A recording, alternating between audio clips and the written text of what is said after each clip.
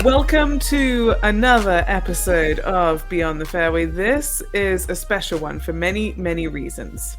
I'm noting down this date in my calendar because one, Doug gave me a compliment on my lighting. Two, he allowed me for only the second time in history to open this show. Doug's energy, Brandel, is a little bit higher than mine. And three, we have Brandel Chamblee joining us on this week's episode. I'm so excited to have you, Brandel. Thank you for spending your time with us this evening. Well, yeah, thank you very much for having me, Henni. Will, Doug, look forward to talking to y'all. Real pleasure to spend some time with y'all. So I'm going to kick off with a personal story followed by a burning question that I have for you. My personal story is that actually, so I lived in the US for nearly 4 years, and it took 3 of those years for us to meet Brandel and for us to have our first conversation. And you are so passionate and knowledgeable on air, and my preconceived idea of you was I was a little afraid. I'm just gonna say it. I was scared. But on meeting you, you were the sweetest, most complimentary person to me, and I was amazed that you even knew my name, let alone having saw my work. And so thank you for being so kind to me, because coming from England, going over to America, it was like, this huge world, and I didn't know anyone, and then you're who you are, so thank you for being so kind. Well, it was lovely to meet you. I remember that day, actually, because I'd seen you, so much, on my screens, and heard you do numerous interviews, and you just had a comfort on the camera that I felt was unique and special. So it's a real pleasure getting to know you, the little that I have. Thank you. That's so kind.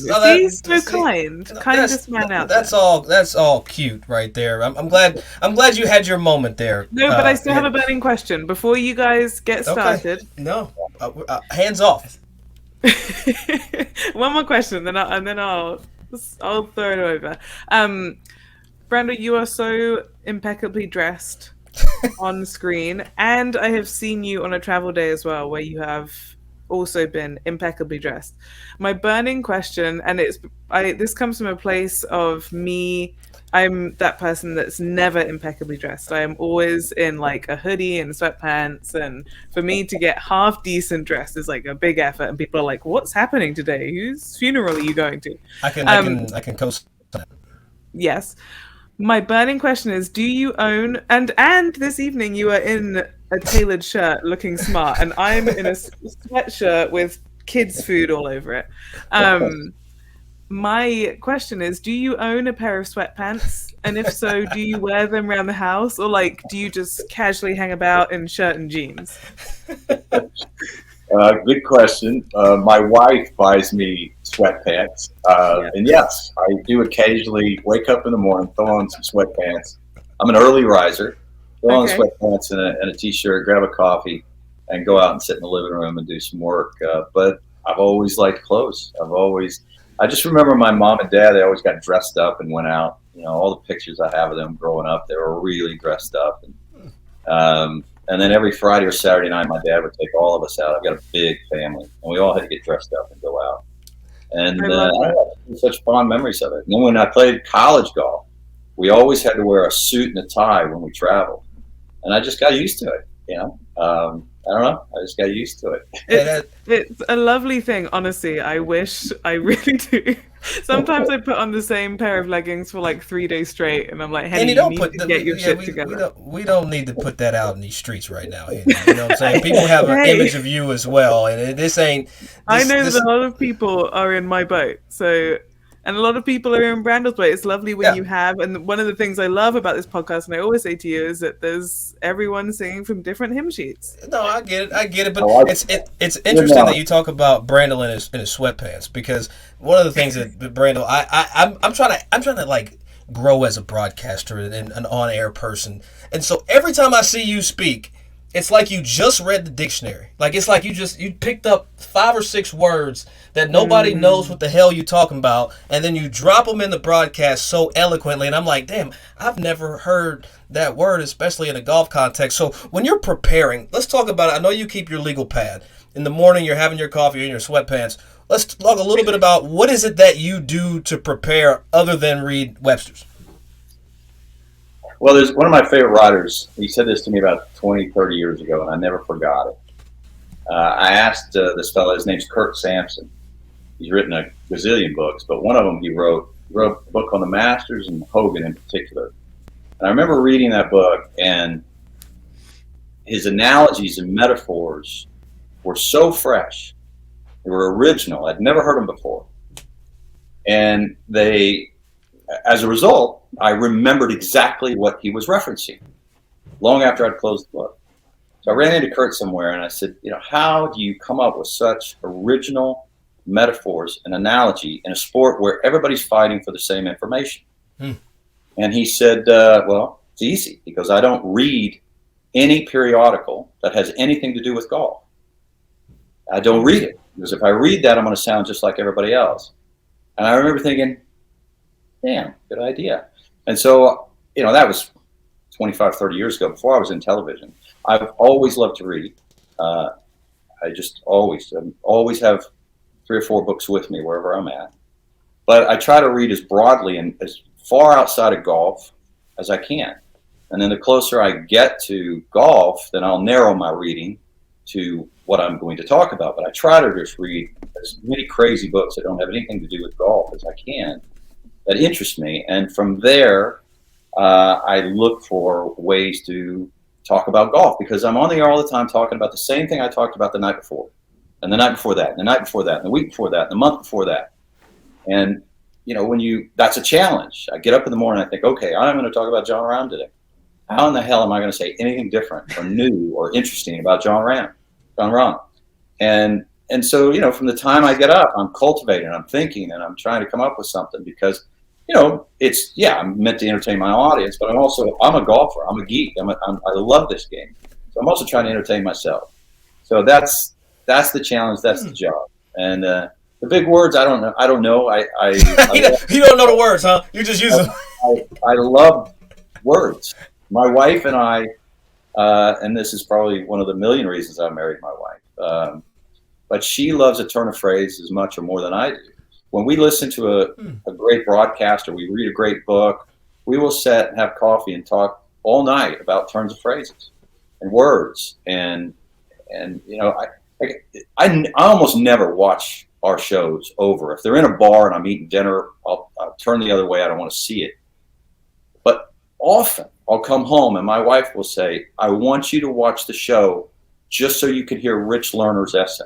Because often when I'm on the air, there's too much stuff going on in my ear. So I can't keep track of it, and I can't really give Rich Lerner's writing my full appreciation. But my wife loves turns of phrases so much. She's like, you've got to hear Rich's essay and what he said. And, I marvel at Rich every day. And so, I'm inspired to try to keep up with him. He also is one of the nicest men in golf as well, by the way. Love Rich. I feel like Michael Breed had the same problem when he had the golf fix. I mean, there's only so many ways you can explain the golf playing. That's true. That's a tough job. I mean, one minute he was talking about golf playing, next minute Hanger to talk about the same golf. It's funny. I used to have friends of mine complain about Michael Breed. They go, Michael Breed this or that. I go, you get on the air every night for an hour and try to say something interesting about the golf swing, the energy of it. I was like, you go try to do that and segue seamlessly in between points. It's not an easy job. Brandel, I love this conversation about reading because I am also a complete bookworm. I was one of those kids that had my head in a book. I would walk everywhere and trip over doorways. I just have this vivid memory of tripping over doorways because I was reading my book all the time. And similarly to you now, I have a book. I have at least 2 books on the go at all times. I've just finished this epic series, like this 8-book series called The Seven Sisters. If anyone is interested, I love, this is very specific, but I love historical fiction.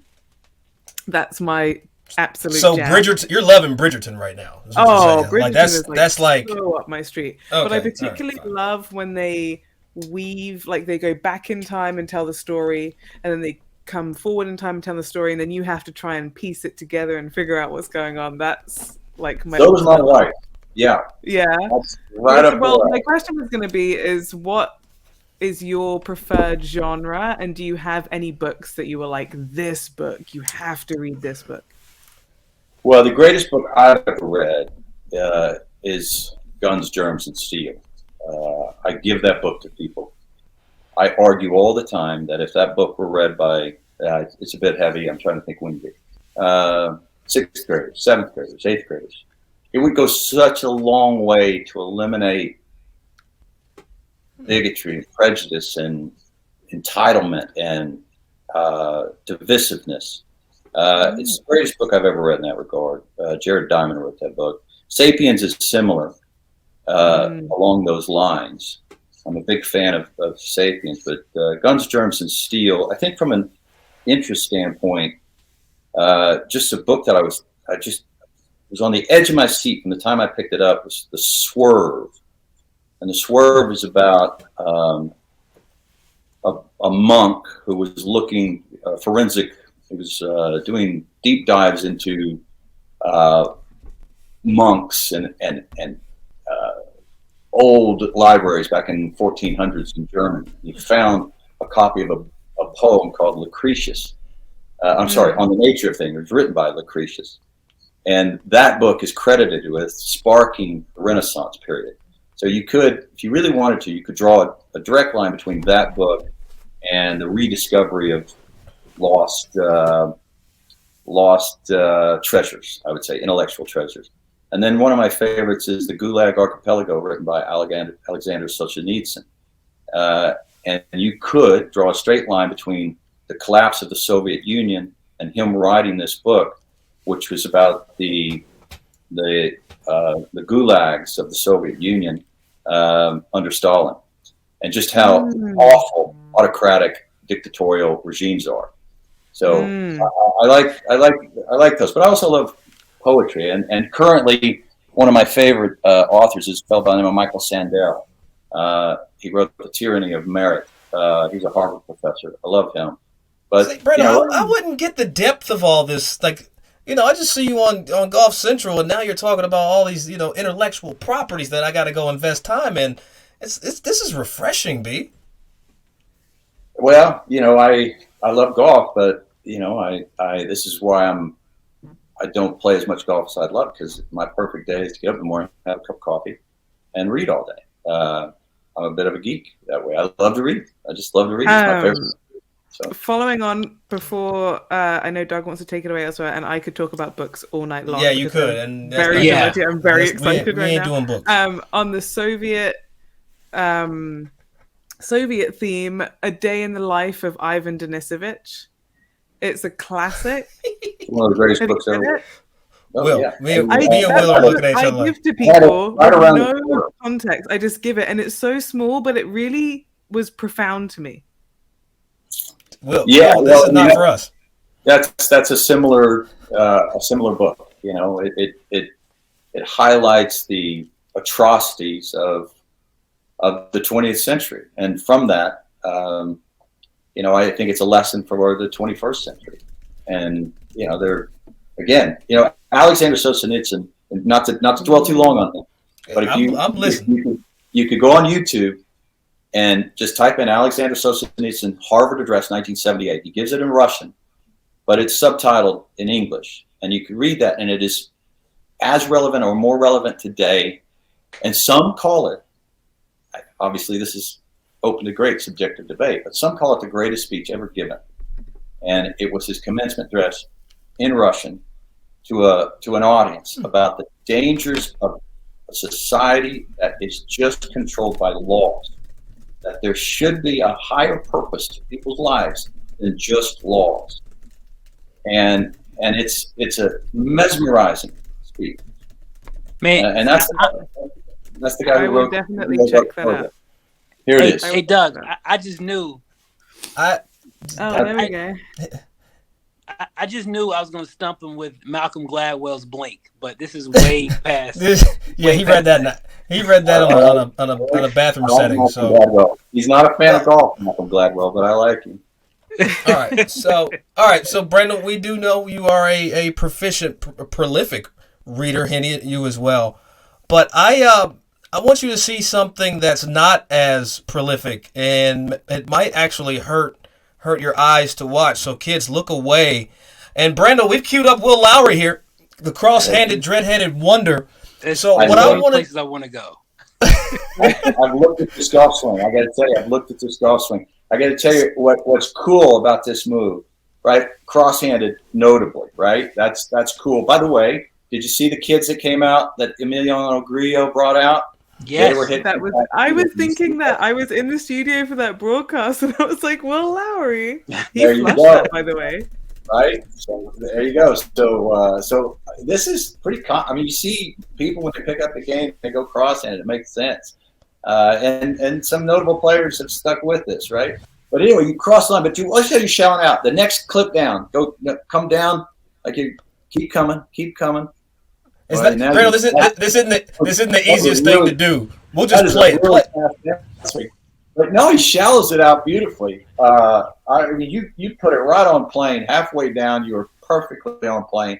I always say, what's the point of the golf swing? It's just to put the club on the ball. So the straightest hitter in the history of golf, people will say, oh, it was a funky swing, and that was Calvin Peake. People always say, oh, it's a funky swing. I'm like, what was the purpose of a golf swing? It's to hit the ball from A to B. But see, look, I mean, you shallow it. You actually shower. I can't get that shallow. I wish I could get that shallow. Yeah, if I could get there, I wouldn't be here. I'd still be chasing the minis. And then you got great hands. You hit it far, Will? I'm about 295.3. I'm not far at all. Not far today's game. So he was 5 years ago. He was long. That's funny. What's your best score? What are you shooting these days, Will? How's your game? I mean, I'm between maybe 1 under to 4 over. I mean, you know, I can. That's pretty good. Sounds like me. Matthew Fitzpatrick chips cross-handed, and it's catching on. Are you a good chipper? Yeah, What's the advantage that's what kept me around. That's what kept me around was my short game. I had a great short game. I wasn't the best of ball strikers, but I had a great short game, and hence why my mini tour and PJ Lyden tour was so short. But it was still love for the game. So it looks like you had good hand action. It looks like you had good hand action. Yeah. Don't say that. No, don't do that, Brandon. Don't do that. I was a tennis player coming up as a kid. So there you go. me being a tennis player, I was very handsy at the bottom at times. What kind of tennis player were you? I was ranked nationally. I played against some of the, John Ishners, and saw Roddick at a few tournaments, junior tournaments, Kentucky clay courts, did all that. That's right. So you were legit. You were legit. I say this. I was a jack of all trades, but I didn't master not one damn thing in my sports career. That's called a well-rounded man right there. Yeah. I probably like tennis more than I like golf. I just couldn't make a living at tennis. Man, I got a lot of broke knees. But you know what? My signal has been so bad during this whole interview. I don't know what the hell we talked about, but I kind of want to get off into the juicy stuff. B, you are an idol to me, and I say that from the standpoint of you no holds bars, you don't hold back, and you don't stutter. You stand by what you say and believe, right? And I'm curious to know, from where you started to where you are now, when was that holy shit moment that I am not the same Brandel Chamblee? I gotta pretty much watch what I gotta say before people start ridiculing you and giving you a whole bunch of feedback. Well, look, just the nature of the job is you're going to get criticized, and and you're going to get complimented too. And I feel like it's a goal. I'm not saying that I achieve it, but it's a goal to be complimented and be criticized and not be affected by either one. That's the goal. That's the goal. Because I'm not saying you don't give criticism its due, but I think it's important for all of us in a social media world to understand where the criticism is coming from. And so if it's coming from people that are close to us, that have our best interest in mind, or colleagues, and it's well-intended, well-thought-out criticism, you absolutely give it its due. But other than that, I don't know who I'm talking to on social media. I don't know if it's not 100,000 bots that are ginned up to rain hell on anybody that has a view that's different than the one that they want to advocate. And the same thing's true with, I've always said, if I were a professional golfer, I wouldn't watch Golf Channel. And I wouldn't watch it because if I believed the hype, it wouldn't help you. It would make you arrogant. And if you believe the criticism, it would make you insecure. And neither of those is a good place to be. So I try to keep my own counsel as much as I can. But again, that's not to say that I don't listen to criticism. I do. But I've always loved people. I've always enjoyed conversation. I've always found people very fascinating. I love to get to know and understand and hear people's stories. I come at it from that perspective. That's who I was when I played professional golf. That's who I am when I'm not on TV. When I'm on TV, my job is to have an opinion. And I feel like I need to research that opinion as much as I can. And so that it's well-founded and that it's accurate and fair. And that's not to say that I don't change my mind. I have changed my mind numerous times in my life on numerous subjects. When I come across evidence that contradicts whatever I just said a week ago or a month ago, I will change my mind. I have no problem changing my mind. I have no problem admitting when I'm wrong, and I've often been wrong on TV. But I feel like the job is to dig in, know the players, know the course, know the issues, and say what I believe to be true. Where's the silver lining for Brandel? The silver lining? Yeah. The silver lining, that's a good question. The silver lining is... Well, as Will is freezing, what he's trying to say is cliff. Where's your cliff versus your edge? Well, it's... Or do you even care? Like, for real. I mean, if you're sharing your opinion is well-founded, I mean, you can say what you want to. Well, you always have to ask yourself, where am I here? Where am I coming from? Am I coming from a place of fairness and balance and equanimity, and that should be your motivation. And then you should reach out to other people. I enjoy our meetings because if you're in a room with 10 people who are all on show, they're going to say something that everybody in the room is going to say something I haven't thought of, and that informs your opinion. When I've run across players who get mad at me, it doesn't happen. It doesn't happen as much as you would think, because it does happen, but it doesn't happen as much as you think. And it's human nature that we remember negative things said about us and not the positive. We won't even believe the positive things, but the negative things will hurt. And I could speak for 56 minutes about Ricky Fowler and how much I enjoy Ricky and what a gift he is. And then I could, the last 4 minutes, talk about how he shouldn't have changed teachers and it ruined the trajectory. Or putters, right? That's all people will remember. And that's what I appreciate so much about you, B. And like you give it to everybody. Everybody's fair. But what makes it worth the risk though? Like, what makes it worth the risk? Well, because I want to be good at what I do, and to do that, I think you should tell the truth.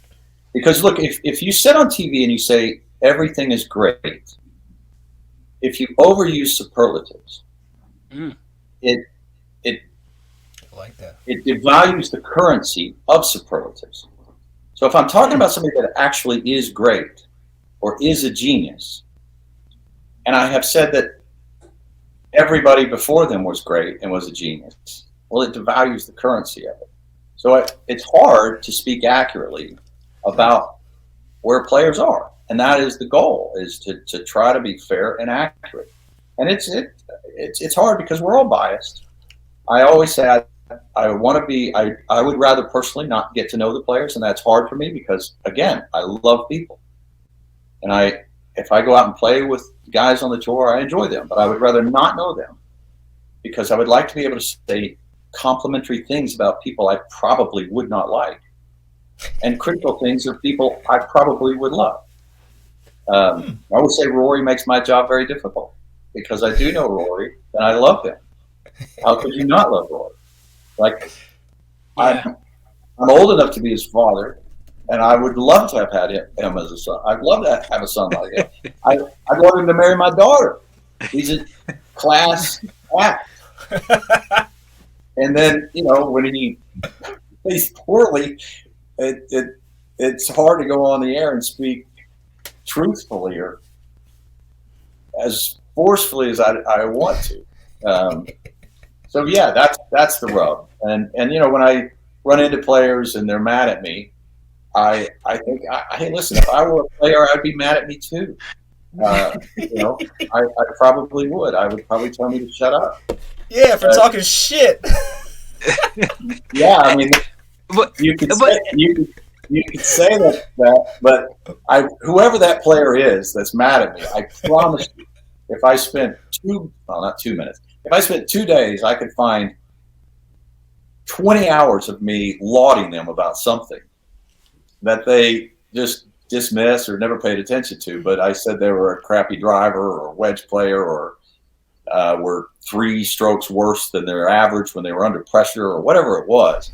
I was playing in a golf tournament with a fellow Sam McNaughton, he's Ricky Fowler's agent, and I was playing with him the next day. This is the night before. I'm at the bar getting a drink at this club, and he came up and he leaned beside me and he looked at me, and he just had daggers in his eye, and he goes, "I bet you don't even know my name." And I said, "Well, why would you say that, Sam McNaughton?" And he goes, and I said, "And by the way, the only reason you know my name is because I'm on TV all the time." I said, "So it's hardly fair." And I said, "But I know your name." And so anyway, the next day, by the second hole, I was calling him Robert Streb because he swung like this, finished like this, and hit high draws.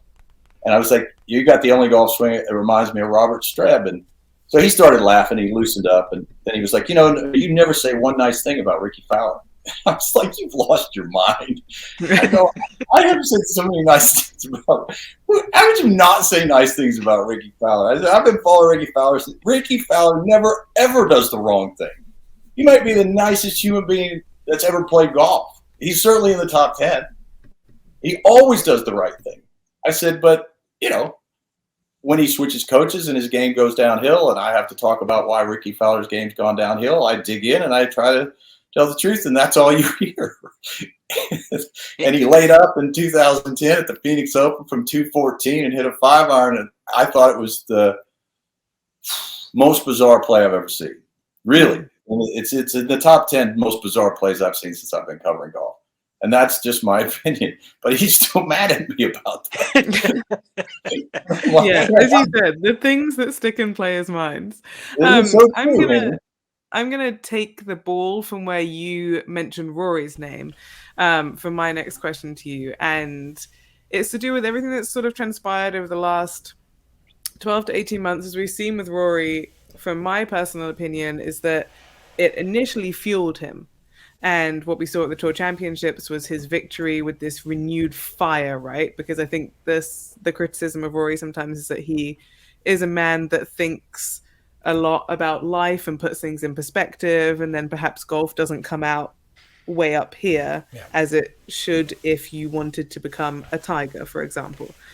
And I think he said before, I don't know if I want that. Anyway, I'm digressing. But that fueled his fire enough, everything that was going on, I think, to get him to that Tour Championship victory. And then it all started to chip away at him and become a bit much. And you could see, and I think he said as well, the toll that it was taking on him mentally. I recently deleted Twitter because Good for you. mentally I couldn't handle it anymore. I had gotten to a point where on air I was thinking as I was talking and doubling back and backing up myself with like two other explanations because I was trying to like protect and shield from criticism. And so I was like, and then if you know, when you have a great show or you have a not so great show, and sometimes within any show, there's great moments and there's not so great moments where you're like, I felt like I could have expressed that better, I fumbled that, or whatever. And every time that I fumbled something or felt I should have done better, I was immediately on Twitter looking for the criticism. Like, oh, I'm going to get called out. And that had become such a habit that I was like, enough, I can't do this anymore. So for me, it had taken, 8 years and working in TV now for that to take its toll, for me to just be like, no. And I've seen such a difference. There's this urge in my hands whenever I do that now and I have a not so great moment where I go on Twitter and I'm like, no, it's not there anymore. It was the only way to stop it. And it's really changed the way that I broadcast because now I just have to deal with my feelings about it or any feedback that I get, which inevitably is never going to be as bad as Twitter. So my question to you, it was probably the world's longest question, but yes, it was. We appreciate it. No, but taking it from the Rory standpoint of, yes, it drove me, now it's wearing on me, and with what I was saying about Twitter and that criticism, does the criticism ever get too much for you, and especially as it has been so heavy in the last sort of 12 to 18 months? And if so, like, how do you deal with it? That's a great question, and that's inspirational, by the way. It really is. First, as it relates to Rory, I feel like, Rory took the weight of the world in the PGA Tour and put it on his back. And imagine what the tour would be like if he and some of the other big stars had gone to live. It might have just ruined the tour. And I felt like he took on the weight of the world. He wasn't getting the support. He was trying to carry the banner of the PGA Tour and keep his game up. And I felt like personally it was probably too much for him. Henni, yes, if you make the slightest mistake, not you, the Rory, you make the slightest mistake, it's all over Twitter, right? You can have the best shows ever. You're not getting compliments on Twitter like that. So I dismiss criticism because, most of it starts with profanity, and right away, these people are not coming from the right place. And the only criticism, again, that matters to me are the people I work for and with, my family and my closest friends. And that's it. The rest of it is just white noise. It's just white noise. But I think that's such a healthy thing that you did. I've always, when I run into players, there's this angst, this aura of angst around them. I call it social media angst. You can tell when somebody's on social media because they have an edge to them. Doesn't matter who they are. If John Rahm's on social media or Rory, or it doesn't matter who they are, or Lexi Thompson, doesn't matter. They have an edge to them because all they open up and see are, you suck, you're the worst, you're terrible, why'd you blow that lead? It used to be that we took into our confidence people that had our best interest in mind. And we listened to that criticism. We paid attention to it. We valued it. And now then we dive into people that we don't even know, that absolutely don't have our best interest in mind. And by the way, could possibly just be computer-generated bots. And all they want to do is tear us down. And I think it just leads to the worst angst. And I think it's just awful for our society. And I should do the same thing. What made you, in your opinion, how did it get to that point? How did it get from genuine criticism to where it is right now today? Look, I legitimately acknowledge there are gazillions of disenfranchised people. that need a voice, that need to say, look, we're hurting over here. Okay? There's value in that. Absolutely. And so you can't just dismiss all of it, because there are legitimately people who are hurting, who need to be heard. They haven't been heard forever. Now they have a voice. But if it's not helping you personally, I mean, if you go on Twitter looking for inspiration, you're not going to find it. And I feel like Twitter, at least, we were encouraged to get on social media to promote what we're doing, to promote the Golf Channel, to promote NBC. But the downside of that is that you are exposed to, there are a lot of legitimate claims, but you are exposed to the worst elements of the world, the angriest, most bitter people in the world. If we're walking down the street right now, the five of us were walking down the street right now, and we saw people coming towards us that looked like they had an axe to grind, that looked like they were dangerous, or looked like they were mad, or were yelling at us, we would all cross the street and go to the other side. I don't know what no we wouldn't question. go towards it. No. We wouldn't go towards it. And now then you get on social media and you go right towards it. And we're all adults, and it can still get to us and still. Yeah, but everybody's safe. Everybody's safe on social media as it relates to like talking shit. Like I can say Brandel Chamblee is a hack, and I'm safe. Like I don't have any ramifications from that. If you were walking down that street and somebody said that, they wouldn't do it, and I dare them to say something like that to me, because I would cross the street and we'd have a situation to address. And so I've actually enjoyed how you've kind of handled all of everything that you deal with, from being on air to your stances with Liv and all the things. I think you've handled it with grace, and I think you've done a good job. So I'm not going to tweet it, but you've done solid. Well, I appreciate that. I can't be profane, and I can't. We're not on the same. I can't compete on that playing ground. I'm not going to be profane, and that's, people are always like, why do you block so and so? And it's like, well, look, I've said this. I said this 10 years ago about Twitter, and I'll say it. It hasn't changed. Twitter is like a party at my house. You're welcome to come in. Everybody's welcome. Come on in. You're welcome to disagree, but if you start breaking dishes, you got to go. And so I've blocked people. I've blocked people I know and like. I've blocked them because they're breaking dishes. And I'm not going to be profane on Twitter, and I'm hardly ever. I mean, I do argue with people if their retort to me is civil. You do argue with people, Brandel. You do argue with people, which I love. I love to see the positive and negative charges that go back and forth between you and who you argue with. I just want you to know I'm a fan of that too. Well, I appreciate that. It doesn't behoove any of us to be less than civil, and that's the goal. And people are far more civil face to face than they are on social media, and that's one of the many reasons why social media is just terrible. Terrible. Well, I tell you what, Will has a statement, Henny, where he says he has to protect his peace. I had to protect my peace. And I've respected Will's stance and how he's protected his peace. How have you protected your peace, Will? I mean, I think... Same way Brandel has. Push that block button. Right. Yeah, but I mean, block... I mean, I remember there's times... I don't know if he's a friend or not. Sometimes I get mixed emotions if he's a friend or not. I don't know. But there's times the way he moves, I don't like it. So I have to block him just so I know, so I can keep my center, And to this day, I still don't know if he's a friend. No, we ain't going to blast him, Brandel. We ain't going to blast him. If you follow us enough, you'll know who it is. Will. He's not a friend. Brandel, I just found out he's not a friend. So, yeah.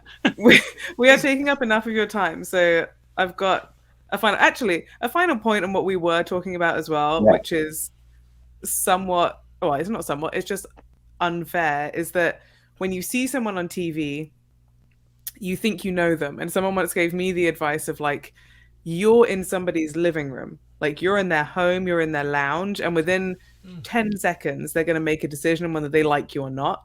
And there's really not much you can do about that.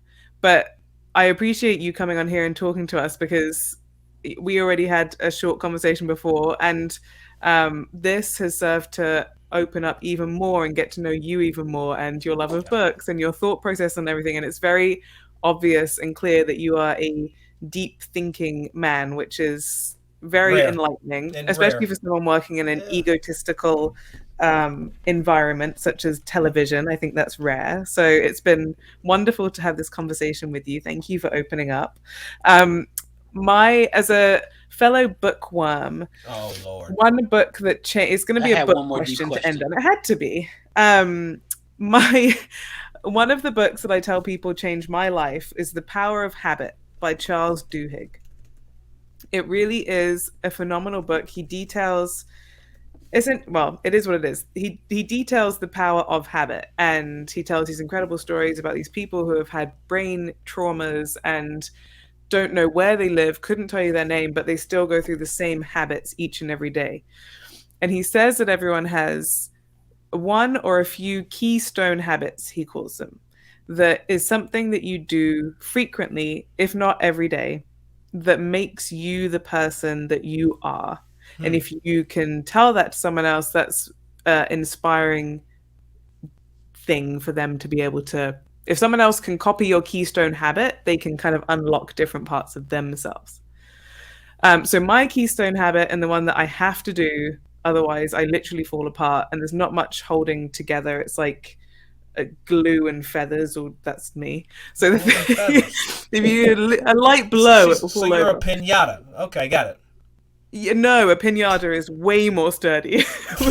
We're dealing with something that you made in like second grade that just about made it home on the school bus. Just. My one is meditation. Like I have to meditate every single day, otherwise I don't function. So my lasting question to you is, what is Brandel Chamblee's keystone habits? What are the things that you do that you can't live without, that you would like to pass on to other people?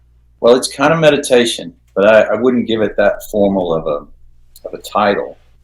But I believe in sitting alone and in quiet and thinking for about an hour every day. Damn. Just alone, no phone, no nothing, and just think. And think about your purpose in life. Think about what gives you meaning, which comes from purpose, which allows you to deal with adversity. I think about that a lot. A purpose allows you to deal with adversity. And then just think about, am I in the right space as a father? Am I in the right space as a husband? Am I in the right space as a friend? Am I in the right space as a sibling? And just sit alone and think. And then think about issues that are going to pop up in my life. And am I right? Am I getting there? What am I missing? Why am I wrong? Or am I wrong? Or just alone. I think quiet is a great tool. You call it meditation. When I sit alone and try to meditate, and I can do it, but it's really hard for me to get I'm just not that good at it. My mind just starts racing. But I have a meditation app on my phone, and if I do it for 5 minutes, that's a win. That's amazing. And I breathe deeper and slower and think better the rest of the day. But if I just sit alone for an hour, it helps me a lot, for sure. All right, Brandon, I'm not going to give you an hour, but I will give you 30 seconds to close out this episode of Beyond the Fairway. 30 seconds, Brandel. What is grinding your gears as we get ready to go into the Memorial Week en route to the U.S. Open? I do want your pick after you rant for 30 seconds. I want to know who you're picking this week at the Memorial. But, Brandel, the floor is yours. Give me 30 seconds, something that's just on your mind that you got to get off your chest. Well, there are a lot of things that bother me about golf, but I'll give you one. Why in the hell, when you make a hole-in-one, do you have to buy the drinks? I don't get that. I'll never get it. You've had why?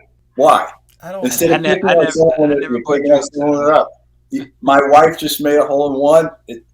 Why? Thousands of dollars. You've had this wonderful moment. Why doesn't everybody buy you a bottle of champagne or a great wine or a bottle of whiskey? Why do you got to go to the hip for thousands of dollars? What the hell is that all about? Who came up with that? That is wrong. If we don't correct that soon, golf's never going to be there. Like Michael Block made $288,000 and he's broke now because he had to pay everybody a drink. Right? You just imagine you made a good run and you made 2 hole-in-ones next month. Well, you're screwed. You're going $5,000. It's ridiculous. We can fix that. We could fix Hey, I'm curious though. Like, I know that Brandon, that was a question to you, but Doug, what is yours though? I'm just curious. My spikeless golf shoes, man. That's the thing that grinds my gears in golf. Man. You hate them? I need spikes. I'm not wearing shoes from the damn course to the bar to the club to church. I need golf shoes that have traction, that keep me in the damn ground because I have speed. And I've been blessed with speed, and I that's what pisses me off. All right, nobody care about your 188 ball speed. Hey, Henny, what's yours real quick? The speed of play. Like, it irritates me so much.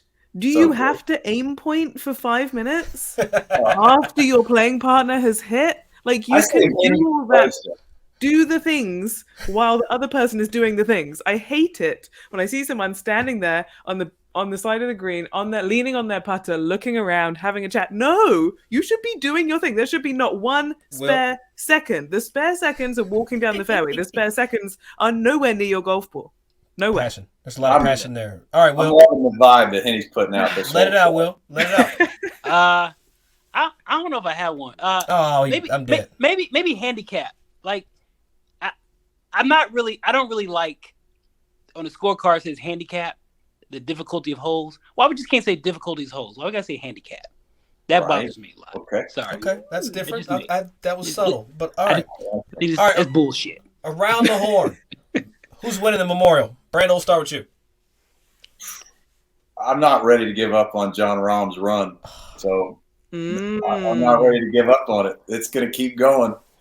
He and Patrick Cantley got a great thing going at Memorial, so I'm going to go with if Scheffler were putting better, I'd go with him, but I'm going to go with Rahm at the Memorial. Henny, Memorial picks. Oh, John Rahm was such a great shout, and that would be so poetic after what happened with COVID and everything. Right. I am umming and ahhing because I want to go for an outsider. I am going to go for... I don't know why this name popped into my head, and this won't happen, but I really want to go for an outside pick. I'm going for Davis Riley. Don't ask why. There's no reasoning. Apart from his ball striking. Okay, the slight reasoning is his ball striking, but other than that, I got nothing. I'm going Victor Hovland. He's trending. I'm going Hayden. I'm going Hayden Buckley. Ooh, hey, when Hayden figures it out, he's going to be a force. I don't care what anybody says. Yes. Hey, he's close to figuring it out. That's what I. Hey, Brandon. Hey, Brandon. See if you can get some melanation on that live from one time. Just us three come out there and have some conversation with you on golf. I mean, I'd love it. I mean, we need. There's a box that NBC has to check off. That'd be a good box. There goes Will. I got my inner Brandel right now. I'm talking shit. I am letting it go. Only thing about it, I don't want to debate you. And Brandel, I do want to say. Tell him again. He said he didn't want to debate you, Will. He said he didn't want to. Oh no! I'm not going to debate you. I'm going to gracefully bow out for sure. Hey, and P.S. Brandel, just to get on your wavelength before we go out of here, I'm still not a fan of the strokes gain metric. I don't like how everybody's measured to the field. I think there should be some historical data that comes into the strokes gain metrics. And then you can't even really calculate strokes gain early in the week because everybody hadn't played yet. So anyway, that's my little rant. That's my these rants you guys got going. These are good. That's my black Chambleeism right there. I wrote down 5 rants. I was going to go slow play. That was a possibility. Rolling back the golf balls, getting rid of trees. Yeah. From an environment. Hey, you know another thing before we go? We can get rid of par. I'm not a big fan of the par either. Like par 3, par 4, par 5. I think it's just a number. You hit. Yours are very specific. Can we please let the man go? We've been saying goodbye. Sorry. This is a good conversation. Says the woman with the longest questions in the game. Yeah. Brandel Chamblee, we appreciate you coming in here, going beyond the fairway with us right here at Golf Channel NBC Sports.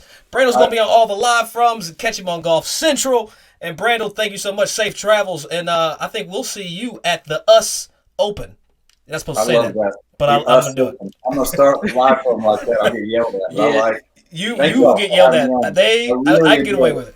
I really enjoyed it. Will, All right. Henny, I'm going to go catch a flight. Have Thank you. a blessing, man. Thank you, Brandel. Cheers.